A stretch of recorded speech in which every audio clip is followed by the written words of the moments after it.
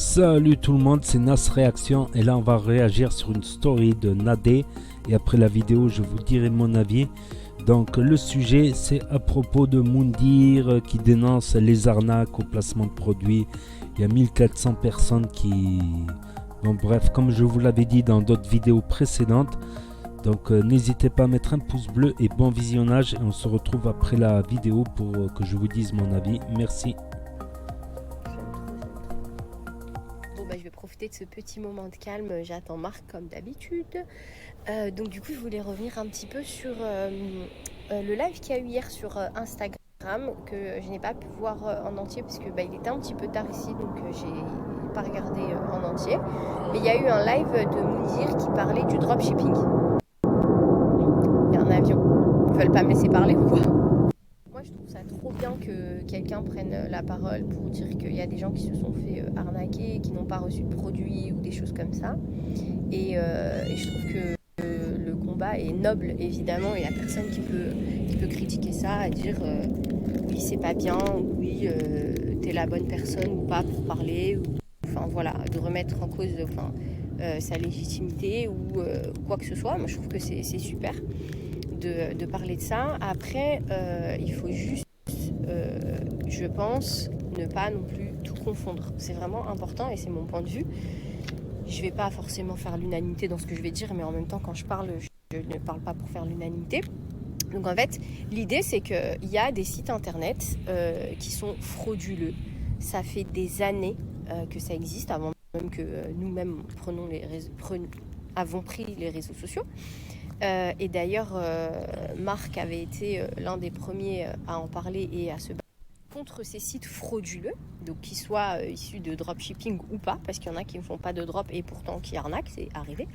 Maintenant, il faut évidemment mesurer un petit peu ce qu'on dit dans le sens où, alors, au-delà de l'hypocrisie de certaines choses qui ont été dites, et là je parle pas de Moundir ou des personnes que j'apprécie, mais en tous les cas il y a des choses où, bon, une chose qui est importante je pense de préciser, c'est que qui dit site de dropshipping, bien que moi je trouve pas que ce soit le meilleur business, et sincèrement si je peux éviter le dropshipping, j'ai en parlé hier, on en rigolait avec Marc, mais je ne veux pas faire de site de dropshipping, pas parce que c'est une arnaque, parce que ce n'est pas toujours le cas.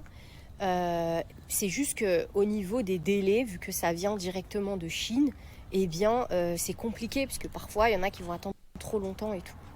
Maintenant, dire qu'une personne qui lance un site internet est forcément un arnaqueur, ou forcément une personne qui a décidé de choisir le dropshipping, forcément quelqu'un qui fait de l'arnaque, c'est faux.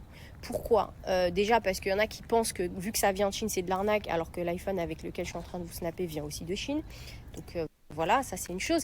Et la deuxième chose, c'est qu'il y a des gens, et même de mon entourage, qui font des sites de dropshipping et qui sont sérieux. Leur but, c'est pas de voler les gens, c'est de créer un site, de pouvoir gagner leur vie avec un nouveau type de business qui est le e-commerce. Que les produits viennent de Chine, d'Ouzbékistan ou de France, et bien après c'est une question de business, il y en a qui trouvent moins cher en Chine, voilà. Après il ne faut pas abuser sur les prix. C'est certain que quand tu as un accessoire qui coûte 30 centimes, tu le retrouves 30 euros, on peut considérer que c'est une grosse douille.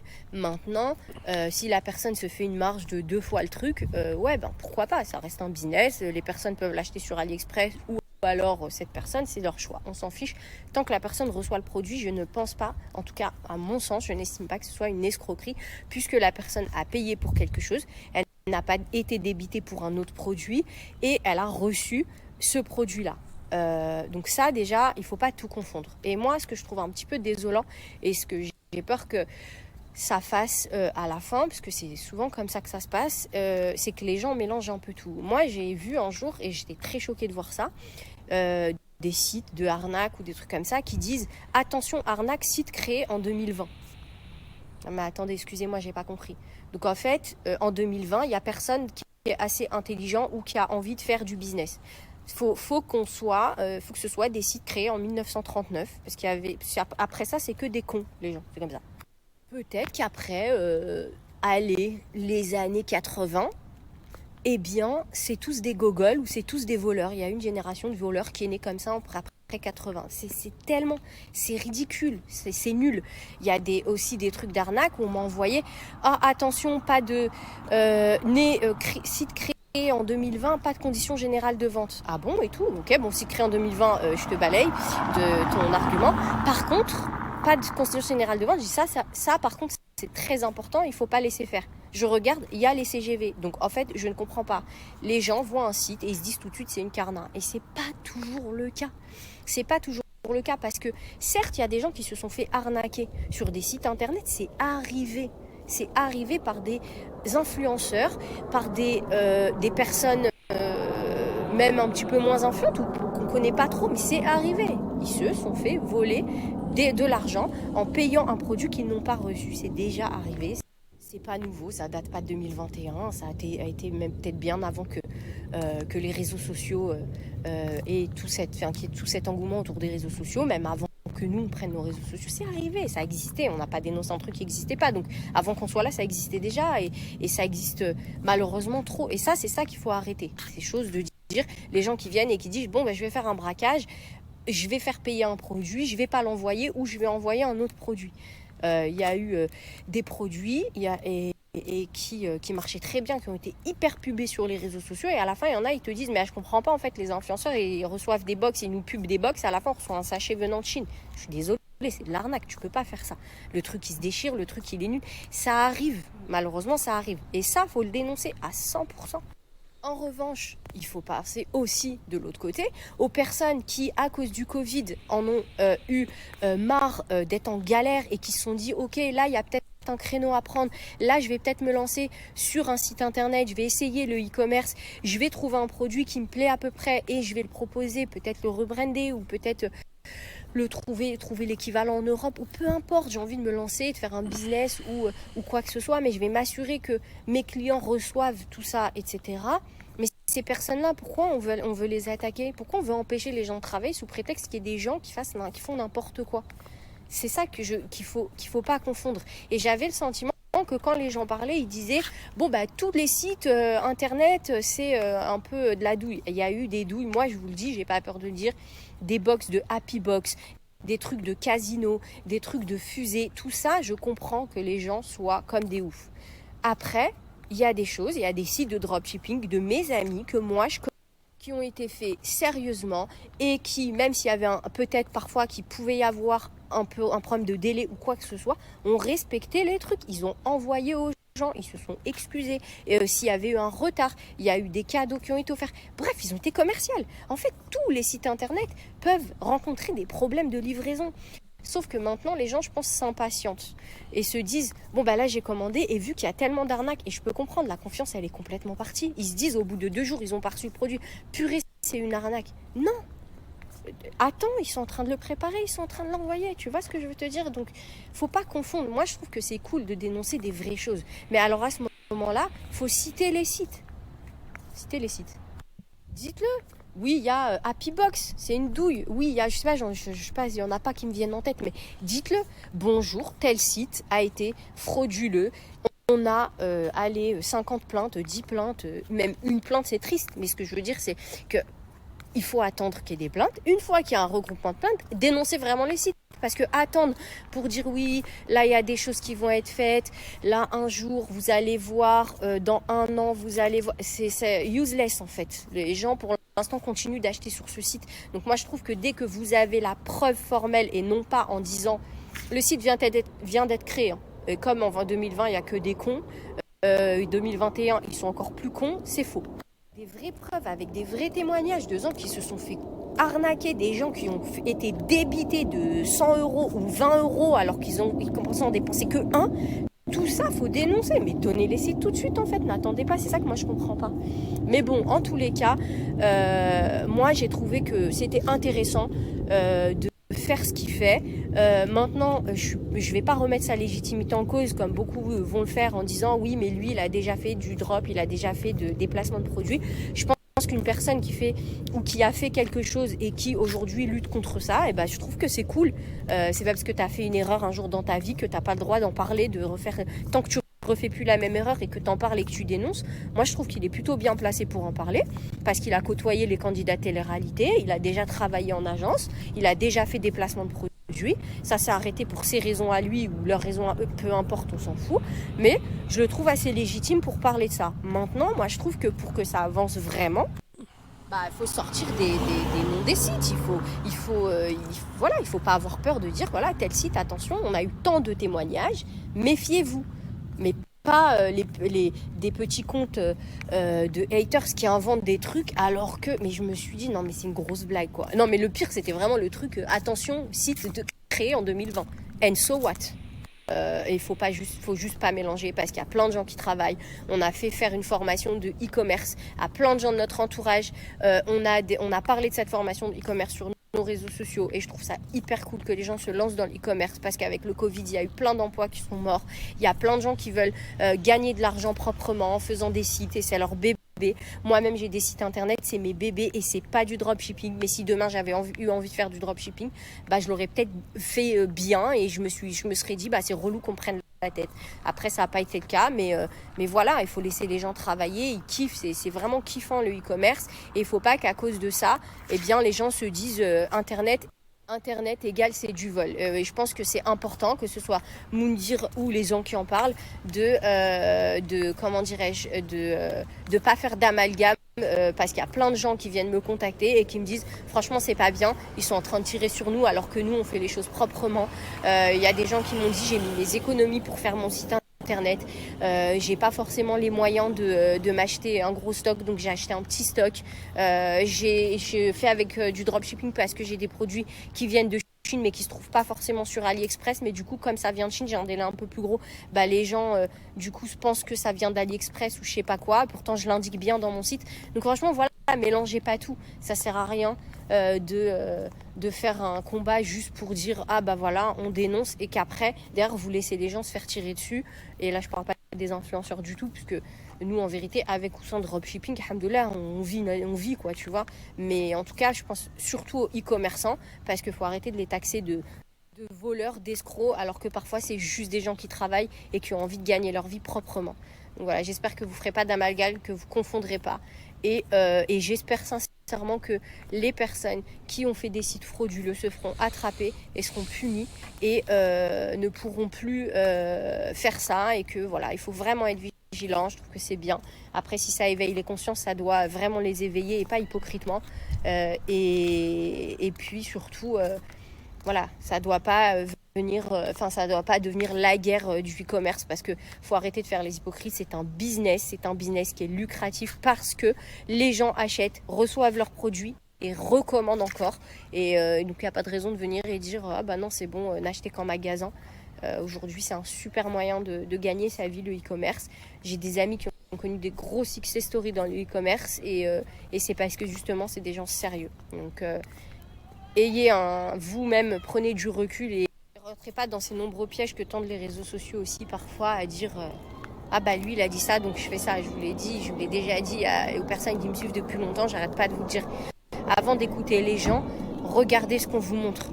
Il y a plein de gens sur les réseaux sociaux et ça c'est à cause de personnes qui sont trop naïves pour qui ça fonctionne de dire simplement de sources sûres ou moi je vous dis que alors que vous n'avez pas vu de vos yeux.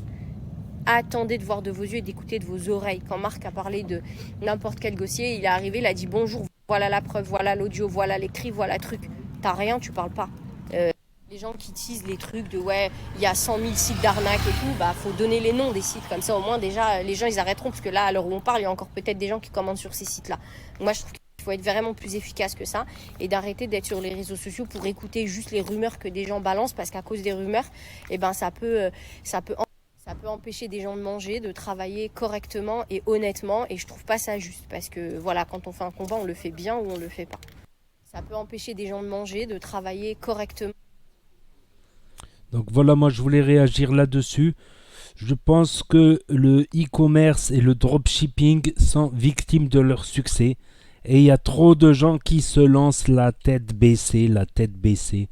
Voilà, AliExpress, Alibaba, c'est le plus grand site mondial de revente. Mais ce que j'ai appris avec des années et des années de commandes sur AliExpress, ben, je me suis fait déjà arnaquer plusieurs fois sur AliExpress.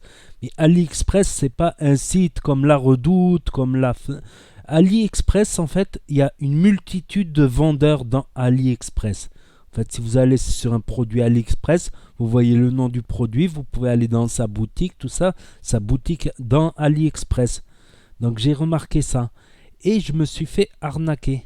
Et vous allez comprendre comment certains qui se lancent dans le dropshipping la tête baissée font n'importe quoi. Il y a dropshipping et dropshipping évidemment.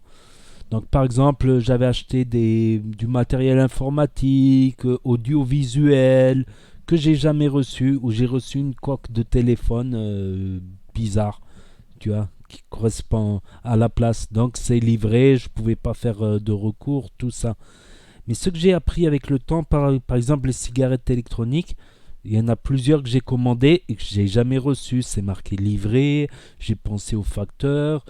Une fois, c'était plutôt j'ai reçu une coque de téléphone ou je sais pas quoi, une petite boîte à la place, une petite boîte en plastique à la place. Rien à voir, alors que c'est un produit que j'avais payé 30, 40, 50 euros. Une grosse cigarette électronique. J'ai remarqué sur AliExpress, il y a une multitude de vendeurs et quand je prends par exemple Evengift, Everzone, d'ailleurs c'est des sites qui sont sur AliExpress mais qui sont aussi indépendants, qui ont leur propre site evengift.com, everzone.com. Tu peux acheter soit dans leur boutique AliExpress, soit dans leur boutique officielle. Et eux, c'est des gens sérieux. J'ai même fait des partenariats avec eux sur une de mes grosses chaînes, sur ma chaîne principale de cigarettes électroniques. Eux, quand je commande sur Evengift dans AliExpress, je suis sûr de l'avoir. Mais si je choisis le même produit, un tarif moins élevé chez un vendeur que je connais pas le nom, où il y a très peu de, comment ça s'appelle, il y a très peu d'évaluation, il a très peu de produits, et c'est souvent, rien que dernièrement quand j'ai acheté l'iPhone 12 Pro Max, il n'y avait pas le chargeur USB-C, moi j'avais le chargeur, donc j'en ai commandé un qui était à 9,90 au lieu de 25 euros.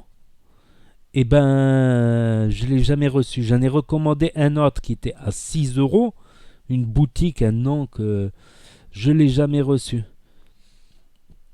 Je le commande sur Evengift, et ben je le reçois. Je le reçois un peu plus cher à 12, 13 euros. 14 ou 15 euros, tu vois, un truc comme ça au lieu de 25, tu vois, 15 euros. Mais c'était pas les 6 ou les 9 où je me suis fait arnaquer. Donc j'avais perdu 9 et 6 euros. J'ai reçu une coque en plastique, coque de téléphone qui vaut 80 centimes. Bref. Donc, et je pense que dans le dropshipping, il y en a trop qui se lancent la tête baissée. Il y a des dropshipping qui sont sérieux, qui travaillent avec certaines boutiques, qui ont bonne réputation. Tu vois, tu prends Evengift, Everzone, SourceMore, et j'en passe, et il y en a. Ils te vendent de tout et n'importe quoi comme produits informatiques, high-tech, jardinage, vêtements, tout. Eux, c'est des sites, il n'y a pas de problème, les yeux fermés, mais ils sont un peu plus chers que certains petits marchands qui, eux, sont peu scrupuleux, qui font de l'arnaque, tu vois. Donc, il y a des arnaqueurs dans AliExpress. Comme il y a des bons vendeurs, il y a des arnaqueurs.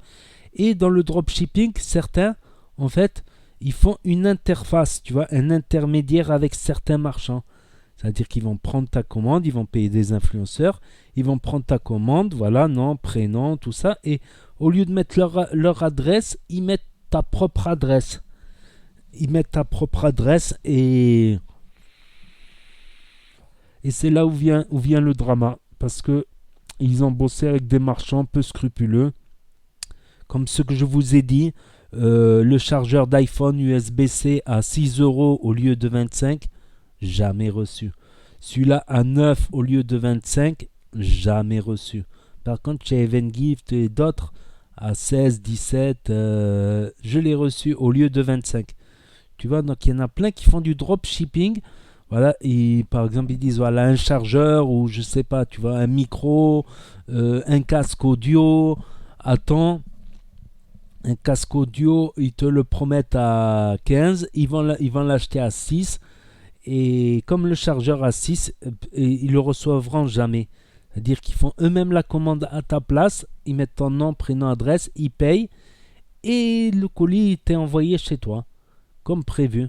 Ça, c'est une forme de dropshipping parmi d'autres formes de dropshipping. Il y a des autres formes de dropshipping avec Amazon où tu commandes certains produits, ils vont direct chez Amazon, ils sont stockés. Donc ça, c'est du dropshipping sûr. Et c'est Amazon qui s'occupe de traiter les commandes, par exemple. Voilà, tu leur envoies les noms, prénoms, tout ça, et c'est eux qui s'occupent de faire la livraison Amazon. Tu vois, t'en as d'autres qui vont le faire au local, qui vont aller directement chez Alibaba, chez le grossiste. Ils ont un petit entrepôt, ils reçoivent les produits, ils les revendent. Même certains magasins, tu sais, tout le textile, 90% du textile, il est chinois. Donc 90% des magasins de vêtements, c'est des vêtements chinois dessus. Les téléphones, c'est tous des téléphones chinois. High-tech et fi, c'est tout chinois, à part les Coréens et quelques Japonais. Donc c'est ça que j'ai appris moi. Si demain, moi, je devais me mettre dans le dropshipping, voilà, je vais me prendre un petit billet, faire l'intermédiaire, faire découvrir des produits que connaissent pas les gens en France, par exemple, des produits chinois sympathiques, tu veux partager et tu veux te prendre un petit billet. Voilà, c'est pas, tu vas pas prendre un produit à 15 euros et tu vas le revendre à 90. Ça se fait pas, tu prends juste un petit billet sur chaque vente, c'est déjà pas mal. Gain petit mais à long terme. Mais sur ce produit à 15 euros que je vais revendre, je sais pas, 20, 25 ou 30, tu vois, parce que ça va me faire du boulot. C'est moi qui ai fait je fais découvrir un produit qui est pas connu en Europe, par exemple, que j'ai découvert. Et le temps que ça me prend de faire les commandes, à surveiller les commandes, tout ça.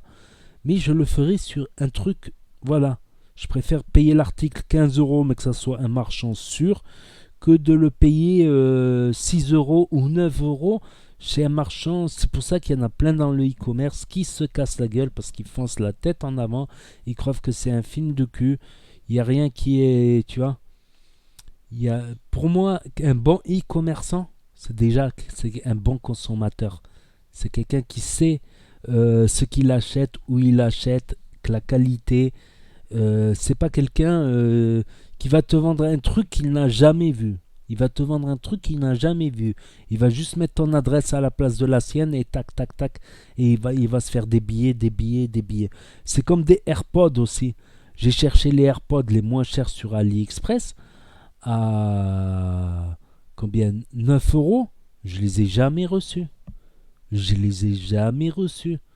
Par contre, ceux qui étaient à 19 dans une boutique qui est connue, une boutique dans l'Express qui est connue, qui ont leur propre site, à 19, je les ai reçus.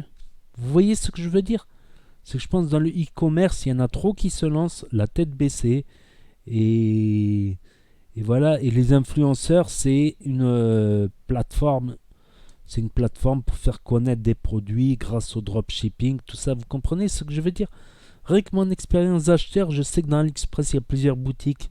Celle-là, je regarde les évaluations de produits. Si les clients, dans les évaluations, ils ont tous reçu le produit, il y en a même, ils mettent les photos du produit qu'ils ont reçu, tu vois.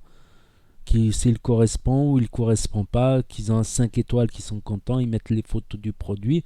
Ça, je sais que quand je vois un marchand AliExpress ou sur son produit, tu as des évaluations, des photos, tout ça. Dans les évaluations, c'est les photos qui ressortent en premier, en tête de liste, en haut des évaluations. Je sais que je peux commander la tête baissée. Et je préférerais mettre 15 euros et être sûr d'avoir chez un bon marchand et être sûr de recevoir le produit, que de chercher moins cher à 6 ou 9 euros et ne jamais le recevoir ou recevoir une coque de téléphone ou une boîte en plastique à 30 centimes. Vous voyez ce que je veux dire? Et je crois qu'il y a trop de e-commerçants, de gens qui se lancent dans l'e-commerce, qui se lancent pas intelligemment, qui se lancent tête baissée, qui font confiance, ils croient que c'est tous des petits Chinois qui bossent dur. Et t'as des voleurs en Chine aussi. Faut pas croire que tous les Chinois ne sont... T'as des marchands voleurs. Et les plateformes d'influenceurs qui ne contrôlent pas, qui ne contrôle pas, qui se fie à telle société. Voilà, je suis telle société de e-commerce qui fait du dropshipping. Voilà, peut-être le mec il est de bonne foi, mais s'il va, il fait faire les commandes par un tiers chinois qui ne connaît ni d'Adam ni d'Ève, que lui-même il a jamais eu le produit dans ses mains. Tu vois, pour moi, un bon e-commerçant, c'est quelqu'un qui a acheté déjà le produit et qui veut le faire découvrir. C'est aussi de la curiosité. Tu as plein de produits bizarres, utiles, pratiques. Tu sais pas, demain tu peux trouver le. Il y a bien quelqu'un qui a inventé le fil à couper le beurre. Ça n'existait pas avant. Tu vois, des petites inventions connes, mais qui t'améliorent le quotidien pour la cuisine, des ustensiles de cuisine qui n'existent pas encore ou des trucs comme ça. Vous voyez ce que je veux dire? Donc c'est très compliqué et je pense qu'il y en a plein. Il y en a qui ont réussi parce qu'ils ont bossé intelligemment, ils ont tout calculé de A à Z, ils connaissent tout par. Tu vois, c'est comme Alibaba, tu peux te faire escroquer aussi à Alibaba, c'est des grossistes, mais t'as pas que des bons grossistes. Donc j'ai travaillé aussi dans la téléphonie, donc je réparais des. Donc j'ai une très longue expérience avec AliExpress parce que j'achetais les pièces détachées à AliExpress. Et comme toujours, tu as les pièces qui sont trop pas chères que tu les reçois jamais. Des fois, ils te remboursent à l'île, des fois non, parce que c'est marqué livré. Ils t'ont livré une boîte en carton, voilà. Donc j'ai travaillé des années en téléphonie, en réparation, et j'en faisais au black chez moi. J'achetais des téléphones cassés, avec l'écran cassé, je commandais l'écran, la batterie, je reconditionnais même tout à neuf. Voilà, si un haut-parleur il marche pas, tu le déclipses, tu vois, tu débranches le micro, chaque matériel, chaque truc il est remplaçable, il est réparable. C'est pas sorcier, je sais pas, sans faire à souder, tout ça, parce qu'il y en a, j'ai dit réparateurs, ils ont cru que j'ai dit que je suis ingénieur. C'est réparateur, non, tu déclipses, c'est tout. L'écran, il est branché, il n'est pas soudé à la carte mère. Il est branché. Quand tu apprends comment faire, c'est bon. Donc oui, je pense que le dropshipping est victime de son succès. Tout le monde veut en faire et tout le monde en fait n'importe comment. Et les plateformes d'influenceurs sont avides d'argent. On veut faire le plus de placements produits par jour. T'en as qui vont jusqu'à 4, 5, 6, 7, 8 placements de produits en une journée. Ça n'arrête pas, c'est de l'usine. Et quand tu arrives à un sur-régime comme ça, tu peux te casser la gueule. Et Moundir est là. Il a enregistré 1400 plaintes. Et il est en train de les traduire en anglais. Et il a même bloqué Magali Berda. Il a même bloqué quand elle a voulu intervenir dans un de ses lives Instagram. Voilà ce que j'avais à dire, donc n'hésitez pas à me dire ce que vous en pensez, à mettre un pouce bleu, à vous abonner, à cliquer sur la cloche et je vous dis à très bientôt pour de nouvelles vidéos. Tchuss, merci d'avoir regardé.